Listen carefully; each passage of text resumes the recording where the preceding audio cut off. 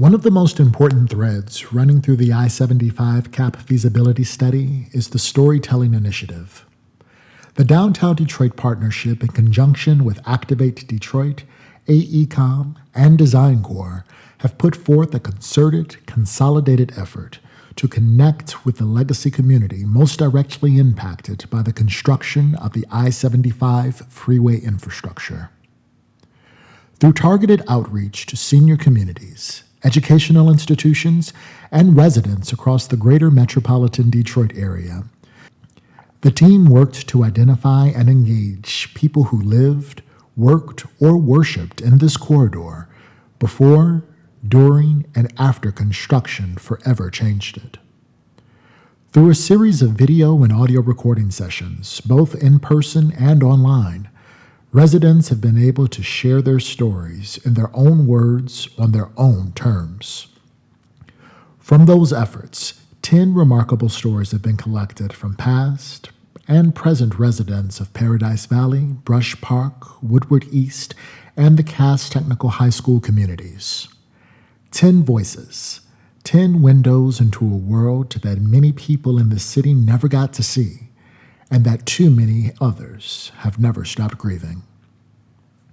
These stories aren't just being preserved for this project.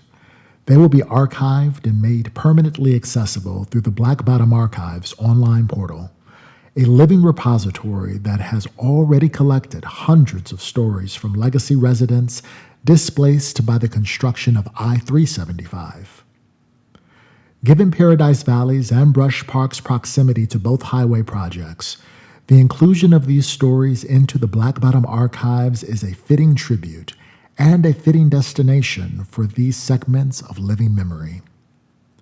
The places, the spaces, and in some instances, perhaps the faces of those who called this area home may be woven directly into the design elements that shape these three caps as public spaces, contributing to the built environment in ways that ensure that these communities are forever remembered.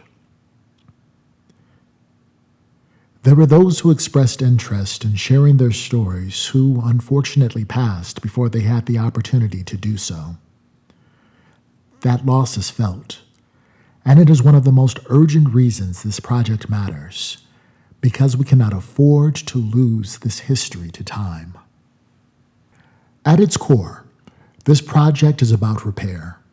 It's about reconnecting a communal fabric that was fractured by the infrastructure decisions of the 1950s and 60s, and using design, storytelling, and civic imagination to stitch it back together before it's too late.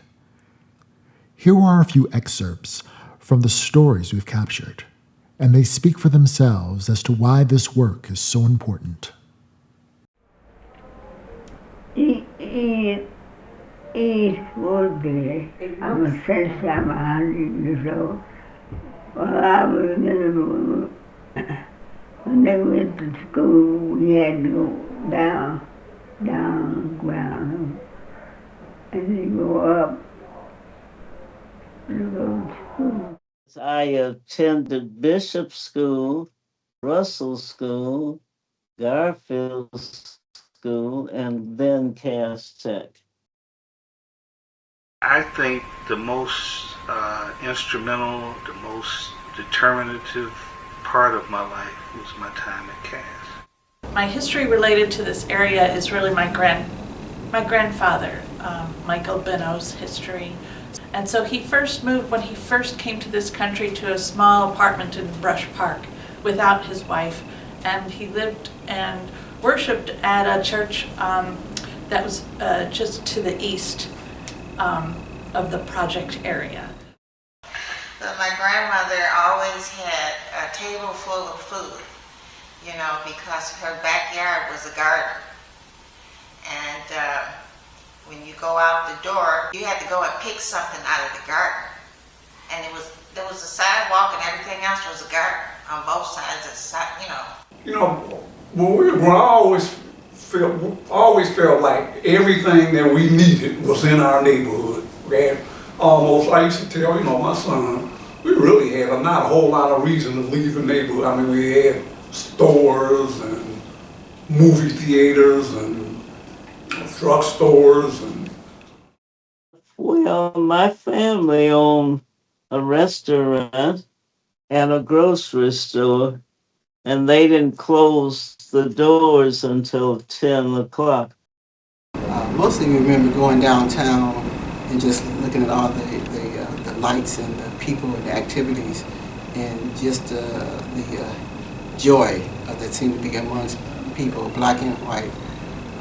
That was a little strip, so I'm probably 1967 now. When I was in high school, we just called it Plum Street, and it was like, if you probably don't remember this because you probably was a little kid, but we were wearing bell-bottom pants and vests and beads, and and it was a real one-block street, and it was kind of, you might call it psychedelic or hippie or whatever. But we go there on Friday nights and kind of hang out and go there and shop and buy what we thought were real fashionable clothes, the little bell-bottoms and all that. Yes, the best house was that side. Roseform. Best part was our Roseform.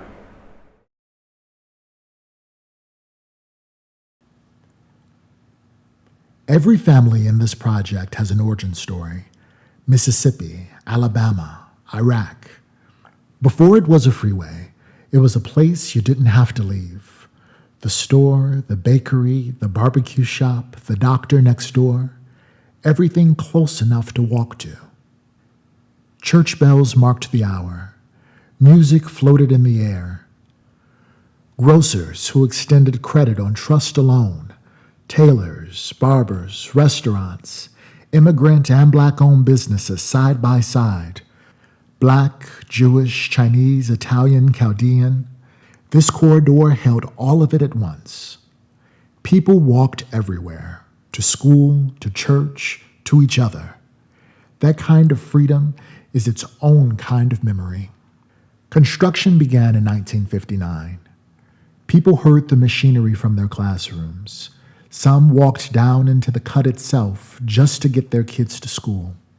This was never empty land. It was a self-sufficient community, walkable, sound-filled, and proud. And the people who built it are still building. We're not capping a freeway. We're reconnecting a neighborhood to its own story.